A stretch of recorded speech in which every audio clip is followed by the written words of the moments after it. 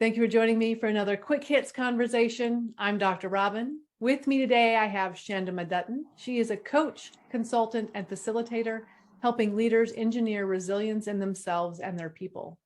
I have Coach MJ Tolan. He is a speaker, author, and entrepreneur with 35 years experience. He has lived in 12 countries and is the host of the podcast Mission I'm Possible. I also have Dr. Bob Choat. He has 8 years of military experience, worked in the LAPD, was a stage hypnotist, owned a wildly successful business, and is now going back to school for a third PhD, this time in physics. The question I have today, how much do you think you've actually learned from other people's mistakes? Dr. Bob, kick us off. So if you take an example of a little child, young child, playing out in a playground, tossing a ball. So Timmy's tossing a ball, seeing other people as they make mistakes and say, oh, I don't want to be like that person. And so I'm going to make corrections. So there's a part of the brain called the ventral striatum trying to predict what works and what doesn't work. So as he observes what works and what doesn't work with these children, Timmy will learn from that, come back the next day, and then start getting better and better. Chandima, what's been your experience from learning from other people's mistakes? I think twofold. I think very early on in my career, I learned from my managers, the good managers and the not so good managers. And I learned really from the impact that I felt from their management style or their leadership style. What worked, what seemed to work, and how it landed with me. And I kind of promised to myself not to do those kind of things to other people because I knew how it felt. So it was very kind of, I suppose, inward looking. But I agree with Dr. Bob, is as you get older, you realize if you just shut up and watch people and see what they're doing, and even better, if you can put that into context. So they do this in this situation and that seems to work, or that doesn't seem to work, or they do that with that person and that doesn't seem, I've watched them 3 times now and it's just not going anywhere. So I think you can also learn from watching and understanding the context that people are trying to do things in. I'd like to just give a shout out to Timmy, because Timmy's on the field and he's learning from everybody else. I've been so inspired as a leadership coach, as a writer, by coming out of a company that I was consulting for or doing a workshop or training for, and getting feedback from their leaders or getting feedback about their leaders from the teams that I was asked to empower. And those examples of how those leaders failed their own people not only infuriated me internally, but I couldn't express it, but they inspired me. So through their absolute epic fails in developing personal relationships, developing trust with their people, or failing to do that, they inspired me to write about those subjects so that I was the Timmy who learned from their failures.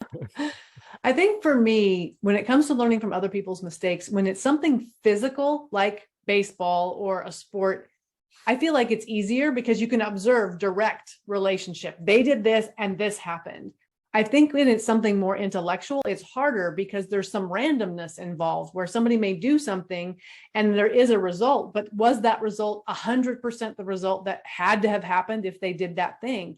Not necessarily. It could have been something else. And I think as entrepreneurs, I see a lot of mistakes where people do things as entrepreneurs and it works or it doesn't work. And then someone follows the exact same path trying to learn from their mistakes. And that's a mistake because the path, it's not stepping stones. It's just random turtles they happen to step on. That's a story. Don't step on turtles.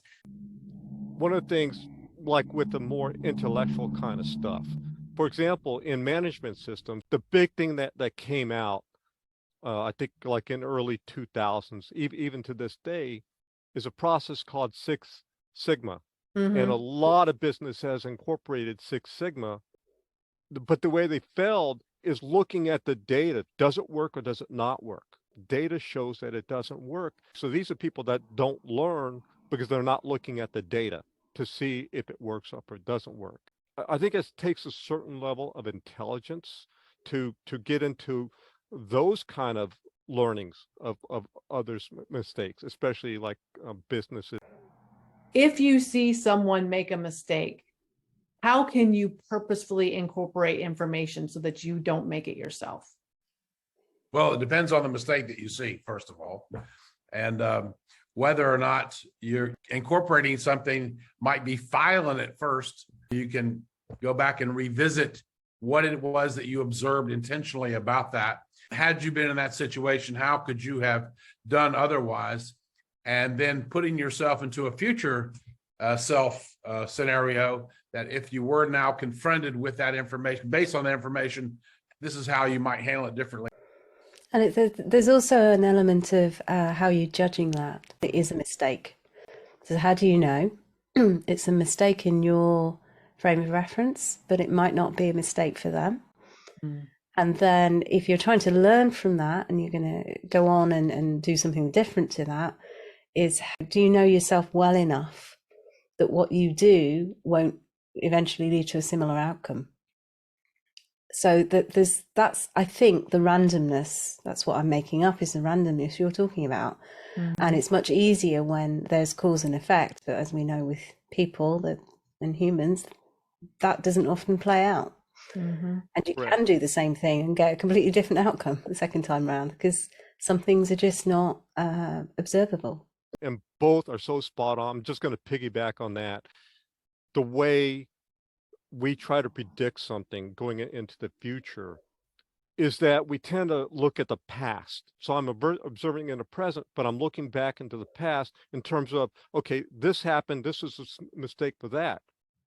But if we're trying to predict that it's going to go in the future, Chandima, you were spot on that. We don't know. So there could be a lot of different things, chaos and everything like that can change it. It makes it hard that we can take something that we think we're going to correct, and even based on data, and then move it forward into the future, then something else shifts, and then it may become another mistake. We think we're correcting for it, but it may be even a small mistake or even a bigger mistake. So that's very difficult in terms of that. I read a book recently that talked about the past is like the trunk of the tree, where there's just one obvious answer because that's what actually happened. And the future is like the branches of the tree, where there's lots and lots of different options. And as we move from the past through the present and into the future, we start lopping off the branches of things that didn't happen, and we forget that they had to be part of the thought process when we were kind of moving through. And so I think it's easy to look at someone and say, oh, the trunk of their tree, that was a mistake, but we don't know all the branches that were there to begin with. And so we think it was easier to have not made that mistake than it actually was. Well, it's easier to look in the rearview mirror and see what's behind you, right? If I were on a board, a panel advising a startup, and they told me about a particular space they were going to, of course, one of the first things I'd want them to do is do a SWOT analysis, be able to see exactly who their competitors are and what they've done right and what they've done wrong. So in that particular scenario, just like driving a car, you can learn from others and profit. I also think there's a cause and effect thing. So you've only seen one effect, maybe, or you might not be seeing the full kind of effect as it plays out. And so it's being aware that you're perhaps only seeing part of the result, part of the outcome, and really, really understanding, okay, that might look like a mistake, but what else has happened? Maybe they weren't mistakes. And then you come to some choices about whether you carry on and take the consequences that come out of your actions, knowing that some of them might not be positive or desired.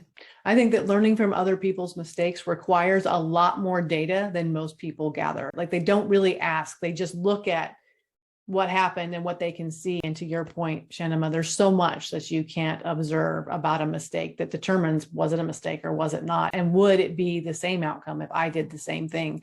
The answer in very likelihood could be no, although jumping off bridges usually has the same result. Anyway, that is our 10 minutes. Thank you for having this conversation with me, and I look forward to speaking to each of you again really soon.